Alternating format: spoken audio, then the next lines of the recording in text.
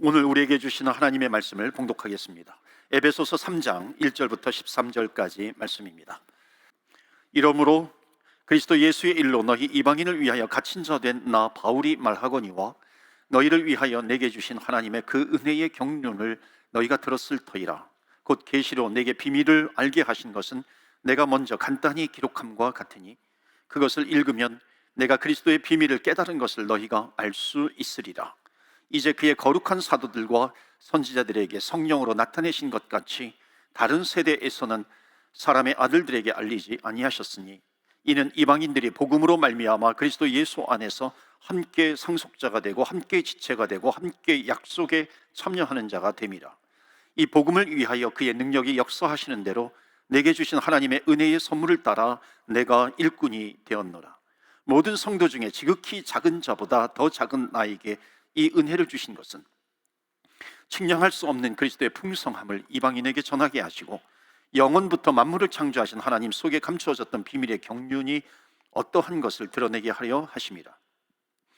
이는 이제 교회로 말미암아 하늘에 있는 통치자들과 권세들에게 하나님의 각종 지혜를 알게 하려 하심이니 곧 영원부터 우리 주 그리스도 예수 안에서 예정하신 뜻대로 하신 것이라. 우리가 그 안에서 그를 믿음으로 말미암아 담대함과 확신을 가지고 하나님께 나아감을 얻느니라. 13절 말씀 다 같이 봉독합니다. 교하노니 너희를 위한 나의 여러 환난에 대하여 낙심하지 말라. 이는 너희의 영광이니라. 아멘. 하나님의 말씀입니다. 오늘도 하나님의 말씀에 은혜 받으시고 또 새 힘을 얻으시고 승리하시는 한 주간이 되시기를 축원합니다. 제가 책 이름을 좀 여러분에게 알려드릴 테니까 공통점이 뭔지 한번 찾아보시겠어요? 본 회포의 옥중서신, 마틴 루터 킹의 버밍햄 감옥에서의 편지, 빅터 프랭클의 죽음의 수용소에서. 공통점은 뭐냐면 감옥에서 쓰여진 글 또는 감옥에서 또 경험한 것을 배경으로 해서 쓴 책이라고 하는 거죠. 에베소서가 옥중 서신입니다. 뭔가 감옥에서 글을 써요. 뭔가 깊이가 있습니다. 어떤 인간의 또 의미와 본질을 파헤치는 또 그런 책이기도 합니다. 본인은 저자는 감옥에 있지만은 오히려 그 글들이 읽는 이로 하여금 힘을 주고 있습니다.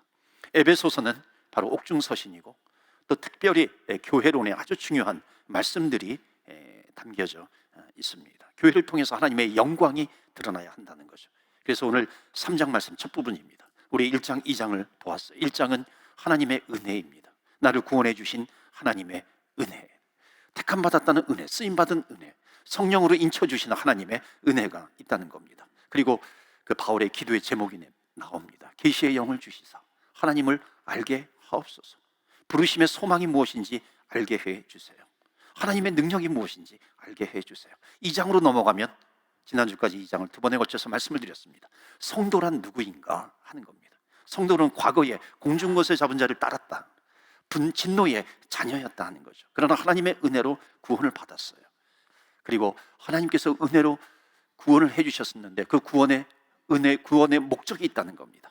선한 일을 위하여 우리를 구원시켜 주셨다는 겁니다. 그리고 지난주에는 우리가 과거에는 그리스도 밖에 있는 자였는데 그리스도 안으로 들어왔다. 우리를 그리스도 안으로 불러주신 이유가 있다, 목적이 있다. 그것은 뭐냐면 성전을 아름답고 견고하게 세워가는 것이다. 그리고 오늘 3장으로 넘어오면 바울의 간증이 나옵니다. 나는 이런 사람이다. 나는 이런 사람이었다. 오늘 첫 번째 바울의 간증이 뭐냐면 바로 이겁니다. 보여주시겠어요? 우리 다 같이 한번 첫 번째 바울의 간증, 첫 번째 메시지 우리 한번 읽어보겠습니다. 시작. 나는 율법의 일꾼에서 복음의 일꾼으로 변했습니다. 첫 번째 간증입니다. 그러면서 1절부터 7절까지 말씀인데요, 1절부터 7절까지 이렇게 쭉 바울이 이렇게 설명을 하는 겁니다. 그런데 7절 말씀 보시면은 바울이 자기 자신을 가장 잘 설명하고 있는 단어가 하나 나옵니다. 7절 보여주시겠어요? 이 복음을 위하여 그의 능력이 역사하는 대로 내게 주신 하나님의 은혜의 선물을 따라 내가 뭐가 되었다? 일꾼이 되었다라고 하는 겁니다. 자기 자신을 표현하는데 일꾼으로 표현을 해요. 그런데 어떤 일꾼이냐면 앞에 복음을 위하여, 그러니까 복음의 일꾼이 되었습니다 하는 거죠. 그러니까 지금 바울이 자기 자신을 간증을 할 때 나는 복음의 일꾼이 되었습니다, 그럴 때 이게 왜 복음의 일꾼이 되었느냐라고 하는 것을 강조해서 간증하고 있느냐? 과거에는 복음의 일꾼이 아니었기 때문에 그래요. 과거에는 사도 바울도 하나님을 믿었다고 생각했는데 복음의 일꾼으로 믿은 것이 아니라 율법의 일꾼이었죠. 율법의 하나님, 구약의 하나님, 율법의 하나님을 믿은 겁니다. 그러니까 율법이 나를 구원해 준다고 믿었고, 율법이 나를 의롭게 해준다고 믿었고, 그래서 나는 율법을 위해서 종사한 겁니다. 그런데 어느 날 보니까는 한 부류가 예수님을 믿으면 구원받는다 그래요. 그러니까 예수님을 믿으면, 율법을 잘 지키면 구원을 받아야 되는데 예수님을 믿으면 구원받는다 그러니까는 그때부터 바울은 예수라고 하는 단어만 나오면 막 화가 나는 겁니다. 히스테리컬해지는 거예요. 짜증이 나는 겁니다. 그래서 자기의 직분을 이용을 해가지고 바울은 그리스도인들을 잡으러 다닌 겁니다. 해외 원정까지 가가지고 이 그리스도인들을 잡으려고 하는 거죠. 감옥에 가두려고 한 겁니다. 그러다가 예수님을 만나게 돼요. 주님을 만나게 되고 복음을 만나게 되고 하나님의 은혜를 받게 됩니다. 그리고 나서 고백하는 것이 뭐냐면, 나는 복음의 일꾼입니다. 나는 복음의 일꾼이 되었다고, 예수의 일꾼이 되었다고, 나는 은혜의 일꾼이 되었다고 고백을 합니다. 여러분, 이것은 그냥 바울이 지나가는 말로 하는 게 아니에요. 왜냐하면 지금 바울은 어디에서 이것을 기록하고 있냐면 감옥에서 기록하고 있습니다. 여러분, 감옥에 있으면 내 인생 어떻게 될지 모릅니다. 어찌 보면 그런 고난 속에 있을 때에 나의 진실된 마음이 거기에서 나오기도 합니다. 사람은 자기 인생이 마감될수록 자기가 하고 싶은 말, 심중에 있는 비밀들을 얘기하잖아요. 저희 아버님 목회하시면서 제가 이제 캐나다로 목회 나왔을 때 이렇게 설교는 이렇게 하는 거야. 성경 연구는 설교를 위해서 이렇게 하는 거야. 그러니까 마치 이렇게 훈수를 두듯이 훈수를 많이 두셨어요. 그러니까 메일로 보내주십니다. 그래서 좋은 자료들도 보내주시고 그렇게 하죠. 그런데 그게 점점 바뀌시더라고요. 나중에는 돌아가시기 전에 많이 말씀하시는 것이, 영우 목사, 저에게는 제가 목회에 대한 얘기를 할 때는 영우 목사, 이렇게 아들임에도 불구하고 그렇게 불러주셨어요. 영우 목사, 목회는 성공이 없어. 목회는 진실하게 하는 거야. 인내하면서 하는 거야. 그렇기 때문에 기도하면서 해야 돼. 그러니까 인생이 마감이 될수록 속에 있는 얘기, 진실된 얘기를 하시는 거죠. 지금 바울이 감옥에 갇혀 있어요. 감옥에 갇힌 사도 바울이 지금 가장 하고 싶은 말을 지금 교회 성도들에게 하고 있는 겁니다. 그것이 뭐냐면, 첫 번째가 나는 복음의 일꾼입니다. 여기 이 복음의 일꾼이라고 하는 이 고백 속에 담겨져 있는 뜻이 있습니다. 그것은 뭐냐면, 나는 과거의 내가 아니라는 거죠. 나는 변화되었습니다. 나는 바뀌었습니다 하는 거죠. 자, 그러면 도대체 왜 사도 바울이 바뀌었는가? 누가 사도 바울을 바꾸었는가? 사울에서 바울로? 무엇이 이 바울을 바꾸었는가? 여러분, 절대로 여러분이 사람을 바꾸려고 하지 마세요. 사람은 내가 바꾸려고 하면 시험에 듭니다. 왜냐하면 사람은 절대로 내 뜻대로 바뀌지 않거든요. 인간관계의 비밀을 알려드릴까요? 사람을 바꾸려고 노력을 하잖아요. 그럼 내 마음대로 바뀌지 않으면 그 사람이 미워지는 겁니다. 이게 인간관계의 비밀이에요. 여러분, 잘 생각해 보세요. 내 뜻대로 사람이 변화되지 않기 때문에 미워지죠. 그러니까 그 사람을 바꾸는 것은 누구냐? 하나님이시라는 겁니다. 사람이 내가 바뀌는 것이 아니라 주님께서 바꾸셔요. 그렇기 때문에 이 관계의 비밀을 알게 되면 주님 앞에 엎드리죠. 주님 앞에 기도하면서 나아가는 겁니다. 그러니까 이 바울을 누가 바꾸었는가? 바울이 어떻게 변화가 되었는가? 그래서 그 다음에 이제 2절, 3절, 4절 쭉 보면은 바울을 변화시킨 그 비밀이 나옵니다. 그래서 2절에 은혜의 경륜이 나를 변화시켰어요. 은혜의 경륜, 이거는 복음입니다. 3절에 비밀이 나오고 4절에서도 비밀이 나오거든요. 4절 말씀 보시겠어요? 4절에 보시면은, 그것을 읽으면 내가 그리스도의 비밀을 깨달은 것을 너희가 알 수 있으리라. 그리스도의 비밀을 깨달았다. 그러니까 지금 사도 바울을 바꾼 것이 있는데 그것이 뭐냐면 비밀이라고 하는 거예요. 그리스도의 비밀. 그 그리스도의 비밀이 뭐냐면 굿뉴스예요. 가스펠, 복음이라고 하는 거죠. 그러니까 복음이 뭡니까? 하나님께서 독생자 예수를 이 땅에 보내주셨어요. 예수님께서 이 땅에 오셔서 십자가에 그 몸이 달리시고, 십자가에서 그 몸이 찢기시고, 십자가에서 그 보혈을 흘려주시고, 사망을 이기시고 부활하셨다라고 하는 것을 믿으면 용서함을 받고 구원받은 하나님의 백성이 된다라고 하는 것, 이것이 바로 복음이죠. 내가 그 복음의 비밀을 깨달았다는 겁니다. 내가 그 복음의 비밀을 깨달았는데 그 첫 번째가 뭐냐면 5절이에요. 5절에 보시면, 이제 그의 거룩한 사도들과 선지자들에게 성령으로 나타내신 것 같이. 여러분, 여기서 선지자와 사도 두 중요한 단어가 나와요. 이게 왜 중요하냐면, 선지자는 구약의 사람입니다. 그러니까는 바울은 구약의 율법의 종이었어요. 율법의 일꾼이었어요. 그러니까 선지자를 통해서 하나님의 말씀이 임합니다. 율법을 전하는 사람이었죠. 신약의 12사도, 예수님의 제자들입니다. 신약의 12사도들을 통해서 또 복음을 주십니다. 그런데 보니까는 내가 예수님을 만나고 나니까, 복음을 알고 나니까는, 그 은혜의 비밀을 깨닫고 나니까는 구약의 선지자와 또 신약의 12사도에게 주신 것이 복음으로 다 연결이 된다는 겁니다. 이게 떨어져 있는 것이 아니라고 하는 것을 깨닫고 난 거예요. 깨닫고 나서 이 주님을 만나고 나서 깨달은 거죠. 그래서 복음의 일꾼이다, 복음의 일꾼이다. 자, 그것을 6절에 보시면 더 확대가 됩니다. 복음의 비밀이라고 하는 것이, 이는 이방인들이 복음으로 말미암아 그리스도 예수 안에서, 중요한 내용이 나오죠. 함께 상속자가 되고 함께 지체가 되고 함께 약속에 참여하는 자가 되었다는 겁니다. 그러니까 내가 복음을 만나고 나니까, 예수님을 만나고 나니까 깨달은 것은 뭐냐면, 하나님께서는 나는 이스라엘의 하나님이신 것을, 그런 하나님만을 알았는데, 보니까는 복음을 만나고 나니까, 복음의 일꾼이 되고 나니까는 그 이스라엘의 하나님만이 아니라 이방인의 하나님도 되신다라고 하는 것을 깨달았다. 그 복음에 대해서 이방인들도 다 거기에 참여하게 되었고, 우리들도, 저와 여러분도 참여하게 되었다는 겁니다. 여러분, 사도 이 2장에 보면은, 지난주에 말씀을 드렸지만, 유대인들이 이방인들을 볼 때 어떻게 보았습니까? 짐승으로 보았잖아요. 개로 보았어요. 성막을 세울 때에 이방인의 뜰을 따로 세웁니다. 그리고 높은 담벼락을 세워서 여기를 넘어오면 당신은 사형입니다 라고 하는 것을 써붙이기도 했습니다. 공중것에 잡은 자, 진노의 자녀였다. 그런데 지금 예수 그리스도로 말미암아 그 안에서 이방인들도 함께 상속자가 되어 함께 천국의 백성이 되고 그 유산을 누리게 되는 것이고, 함께 약속에 참여하는 자가 되었고 함께 지체가 되었다는 겁니다. 그래서 지금 바울이 얘기하는 것은, 십자가를 내가 알았어요. 정말 몰랐던 예수님을 알고, 예수가 그리스도라고 하는 사실을 알고, 그 은혜를 깨닫고 나니까는, 그 복음을 알고 나니까는 내 인생이 달라지지 않을 수가 없다는 것이고, 그래서 나는 복음의 일꾼이 되었습니다. 복음의 일꾼이 되었습니다. 그러니까 바울은 복음 때문에, 십자가에 돌아가신 예수님 때문에 바울의 인생이 달라진 것이죠. 결국 여러분, 사람을 바꾸는 것은 누구인지 아세요? 하나님이에요. 예수 그리스도께서 사람을 바꾸는 거죠. 내 인생을 바꿀 수 있는 것은 주님, 복음, 은혜, 십자가의 비밀, 이것만이 사람을 바꾼다는 것이죠. 우리 아내 되시는 분들이요, 남편을 바꾸려고 하지 마십시오. 저희 아내도요, 저를 바꾸려고 하다가 포기했어요. 대신 저는 아내는 저를 위해서 기도했어요. 저는 많이 변했습니다. 아내가 깜짝깜짝 놀랄 정도로 많이 변했다 그래요. 아내가 저를 바꾸었나요? 아니에요. 예수 그리스도께서, 하나님께서 바꾸시는 거죠. 어떤 사람은 결혼하는 그 목적이 뭐냐면, 남편을 변화시키는 것이 나의 목적이다, 결혼의 목적이다, 남편 사람 만드는 것이 나의 목적이다, 그렇게 얘기하는 사람이 있어요. 그 불행을 뻔히 보게 됩니다. 안 변하거든요.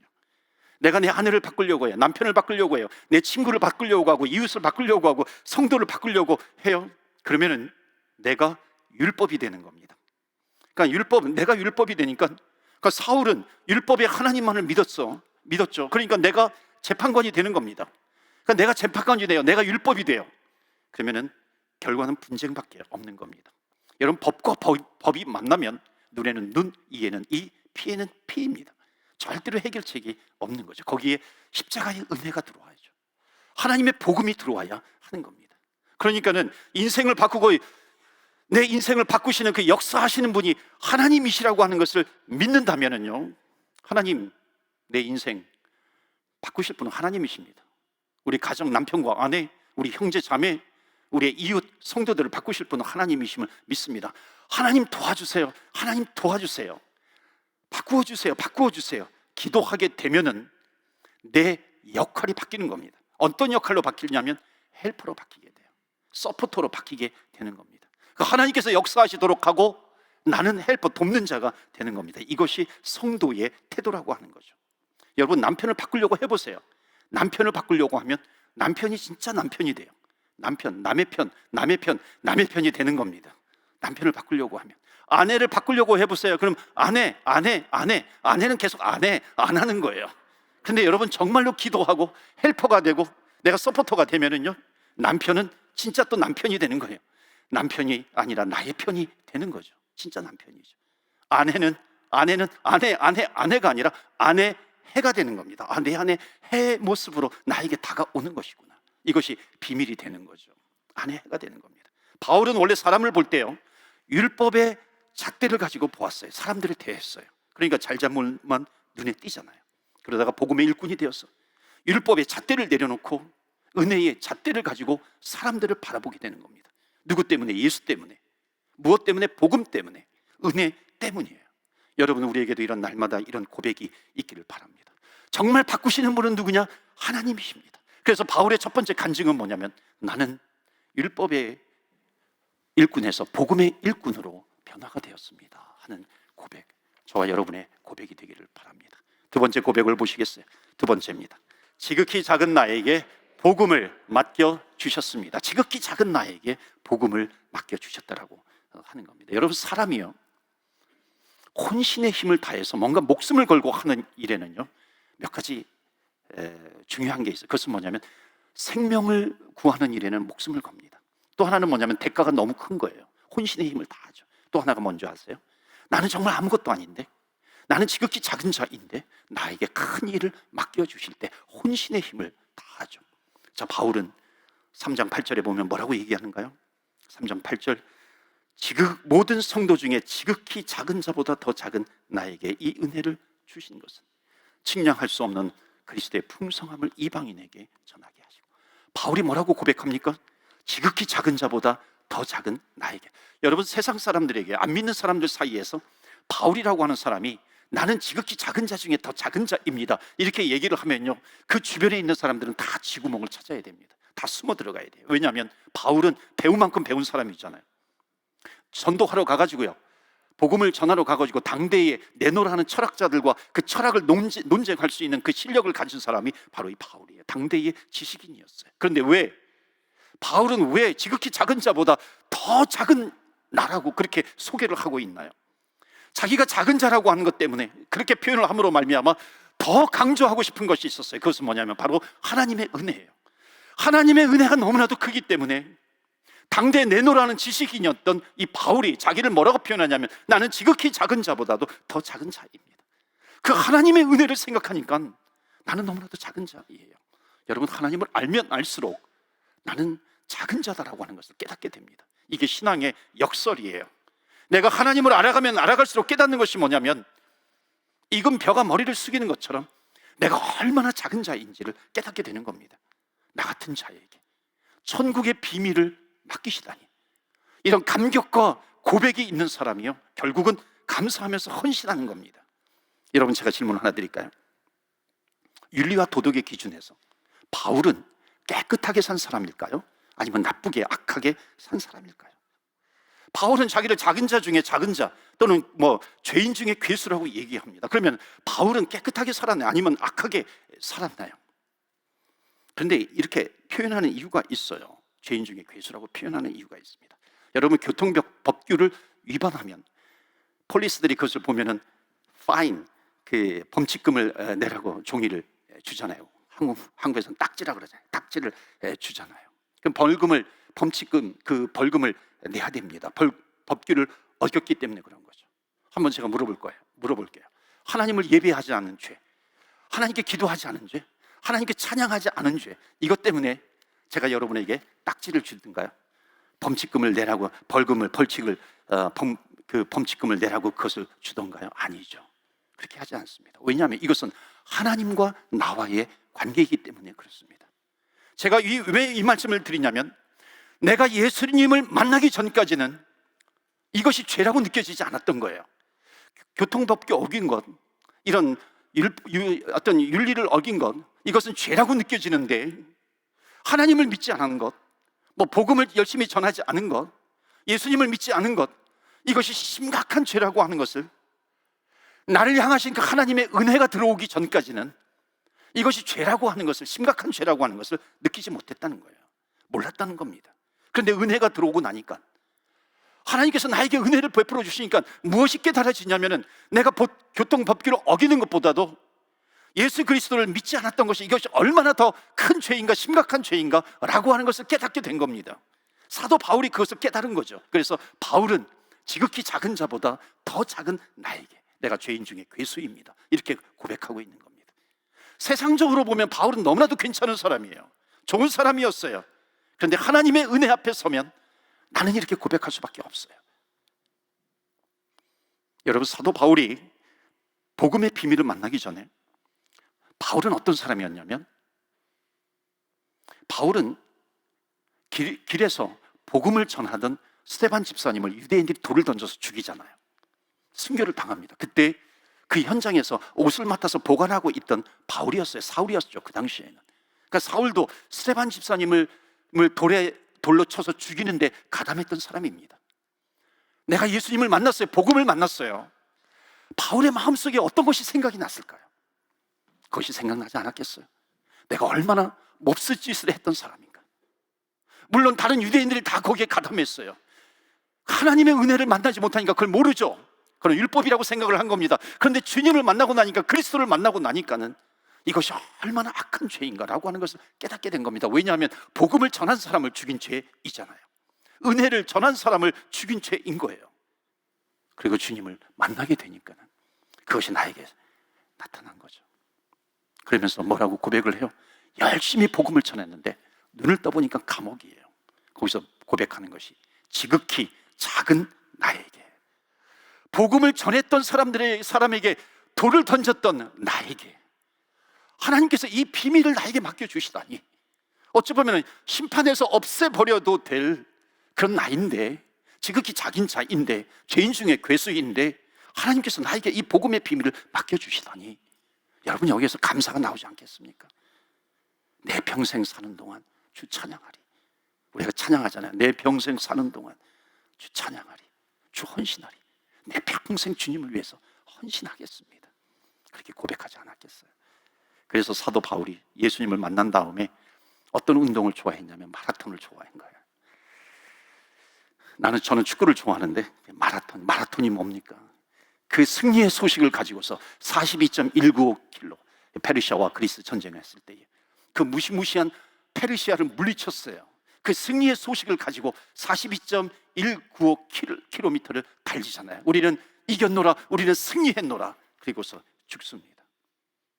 바울의 인생이 달라진 거예요. 왜 달려갔을까요? 바울의 인생은 끝까지 복음을 들고 달려간 겁니다. 왜? 그 복음을 나에게 맡겨주셨기 때문에, 이 은혜를 나에게 맡겨주셨기 때문에 평생을 달려간 겁니다. 여러분, 부탁을 드려요. 생명 구하는 일에 힘쓰시기 바랍니다. 사람을 살리는 일을 위해서 우리 에너지를 쏟는 겁니다. 그것이 성도예요. 그래서 바울은 그렇게 달려간 겁니다. 여러분, 우리가 이 세상에서 신앙생활을 하다 보면은 신앙을 포기하고 싶을 때가 얼마나 많이 있어요. 정말 교회 그만두고 싶을 때가 있잖아요. 사람들을 좌절하게 만드는 것이 얼마나 많이 있어요. 이 사람들로부터 들은 말을 통해서 상처를 받는 것이 얼마나 많아요. 내가 이 말을 듣고 내가 계속 다녀야 돼? 이 말을 듣고 내가 계속해서 이 일을 해야 돼? 그런데 사랑하는 성도 여러분, 그 사람의 말 때문에 우리가 가는 길을 포기한다면, 이 너무나도 중요한 일, 지극히 작은 자에게 나에게 이 복음을 맡겨주셨는데 이 가는 길을 포기하게 된다면 그것은 성도가 아니라고 하는 것이죠. 모든 수치와 모욕을 당한다 할지라도 이것이 너무나도 큰 은혜이기 때문에 이것을 깨달으면 깨달을수록 가야 되는 거죠. 우리는 이겼노라. 예수님께서 우리를 위해서 십자가를 지셨노라. 믿는 자에게 구원이 임하노라. 이 비밀을 알리기 위해서 달려가시는 저와 여러분 되시기를 주의 이름으로 축원합니다. 아멘. 여러분 10절 말씀 한번 보세요.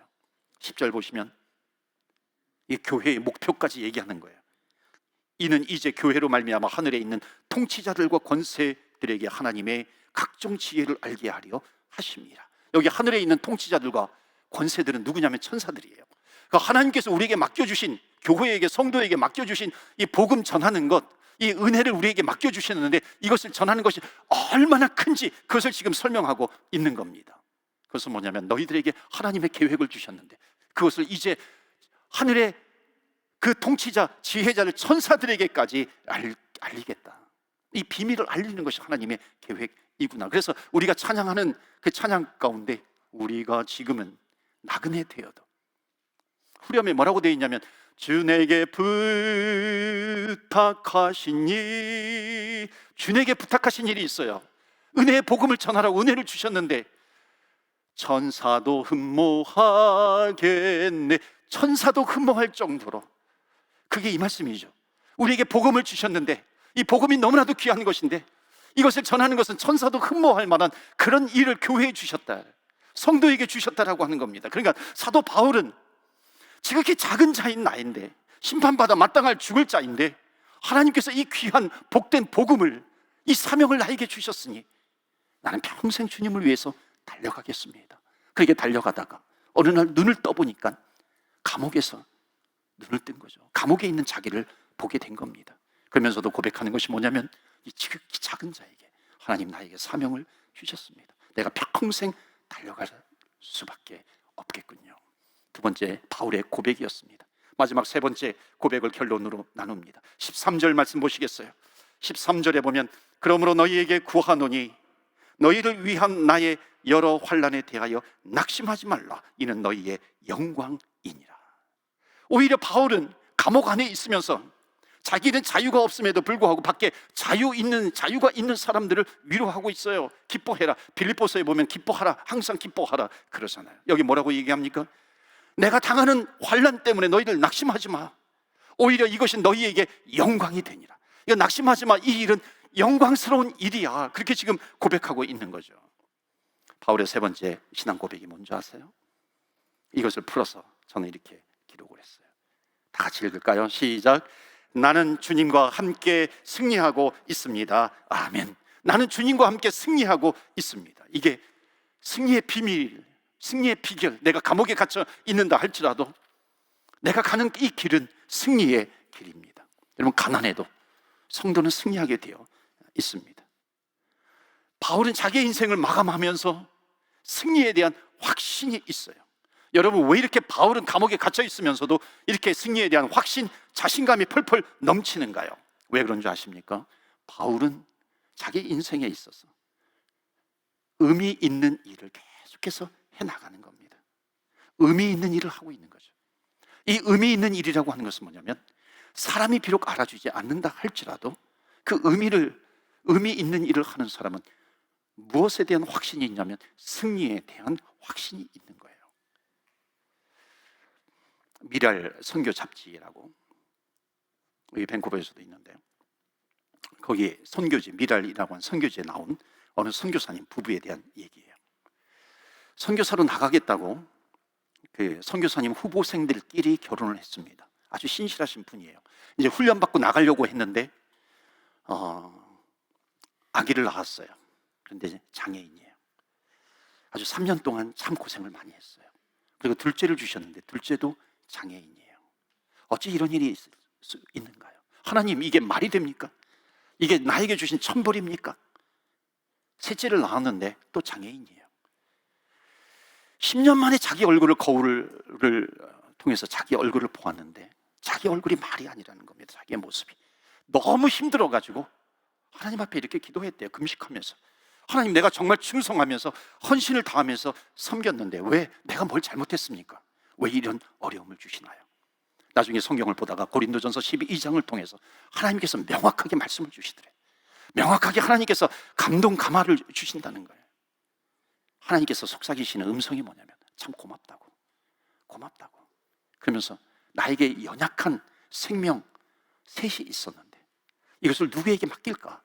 이렇게 둘러보았는데 보니까는 어떤 사람은 조금만 상처받았다고 넘어지고, 또 어떤 사람은 또 흔들리고, 또 어떤 사람은 그냥 사라지고 뭐 잠수 타고 이러는데 보니까는 너희들밖에 없더라.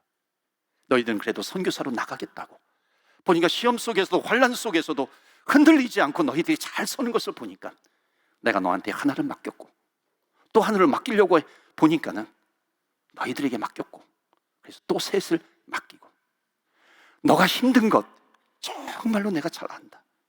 고맙다. 정말로 잘 견뎌줘서 그러더라는 거예요. 그 하나님의 음성을 듣고 완전히 다 풀렸대요. 이것은 벌이 아니었군요.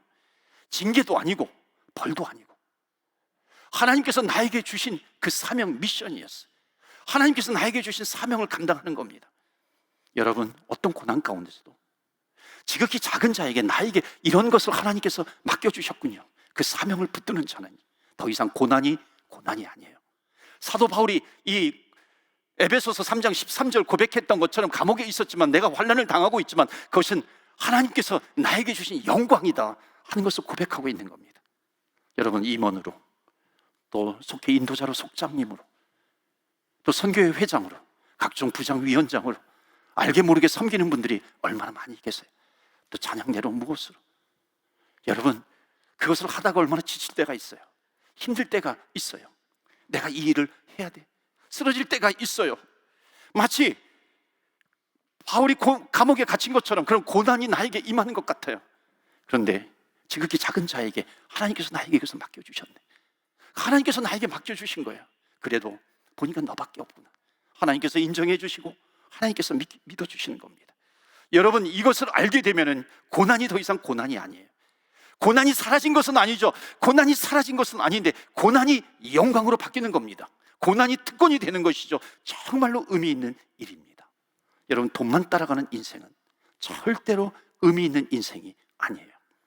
제가 동부에서 있었던 일 잠깐 말씀드리고 같이 찬양하고 기도합니다. 교민 가운데 어떤 분이 거액의 로또에 당첨이 됐어요.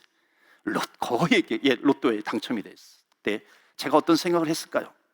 야, 그 교회 좋겠다. 11조만 해도 이거 얼마야? 11조만 해도 얼마야? 이런 생각 했을까요?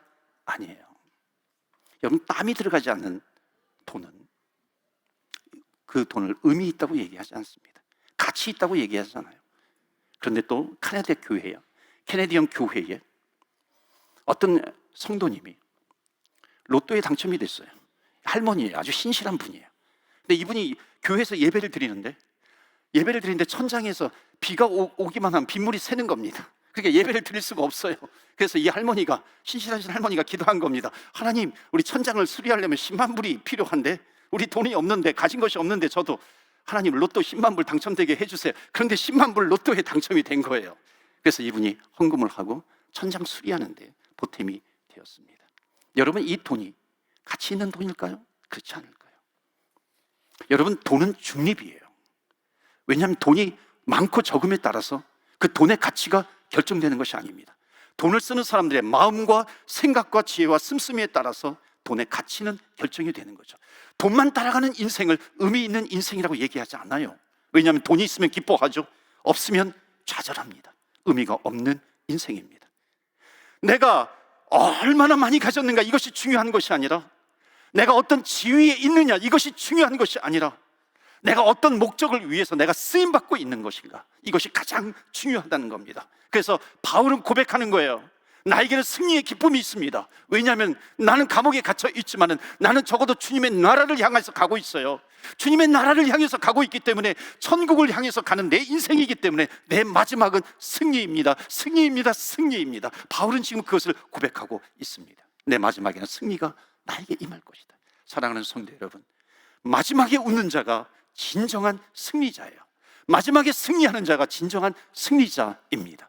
여러분, 우리가 하나님 나라에 들어갈 때, 여러분, 부끄러운 구원이 아니라 하나님께서 박수 쳐주시는 환영의 천국에 입성하시는 저와 여러분 되시길 바랍니다. 한 번은 텔레비에서 감동적인 장례식을 본 적이 있어요. 그 장례식 때 관을 가지고서 이렇게 장례 행렬을 하는데 양쪽에 수많은 사람들이 이렇게 도열을 해서 환송의 박수를 아주 감동적으로 치는 겁니다. 그 사람이 어떤 일을 했는지 모르겠어요. 그런데 감동적으로 박수를 칩니다. 사랑하는 성도 여러분, 우리가 천국에 입성할 때 우리 믿음의 후손들이 정말 저 사람은, 저 교회는, 저 부모님은, 저 믿음의 선조는 지극히 작은 자였지만은 하나님의 복음을 가지고서 달려갈 길 최선을 다해서 달려간, 주님과 동행하면서 사는 사람이에요. 우리 믿음의 후손들이 환송의 박수를 열광적으로 쳐주시고, 그와 동시에 천국 하늘나라에서는 하나님께서 박수를 치시면서 환영받는 박수, 환영의 박수를 쳐주시는 그런 진정한 승리자, 복음의 승리자로 살아가시는 저와 여러분 되시기를 주의 이름으로 축원합니다. 아멘. 우리 한번 말씀을 붙들고 기도합니다. 하나님의 은혜로 구원받은 하나님의 백성이 되었는데, 하나님, 우리들도 내 마음으로, 내 믿음으로 복음의 일꾼이 되게 해 주옵소서. 우리의 간증이 되게 해 주옵소서. 복음의 일꾼, 지극히 작은 자에게 하나님께서 나에게 너무나도 귀한 사명을 주셨는데, 하나님, 이 사명을 감당할 때 어려움이 있습니다. 힘듦이 있어요. 괴로움이 있고 지치기도 합니다. 그러나 하나님, 내가 믿는 것은 주님께서 나와 함께 하시기 때문에 어떤 환난이 있다 할지라도 내가 주님을 위해서 살아간다면 그것이 나에게 영광이 될 줄로 믿습니다. 하나님이 영광의 길을 걸어가게 하여 주셔서 하나님이 승리하는 주의 백성들 다 되게 하여 주옵소서. 내가 승리를 확신합니다. 나에게 승리를 허락해 주시옵소서. 승리의 백성이 되게 하여 주시옵소서. 우리 다 같이 합심해서 기도하겠습니다.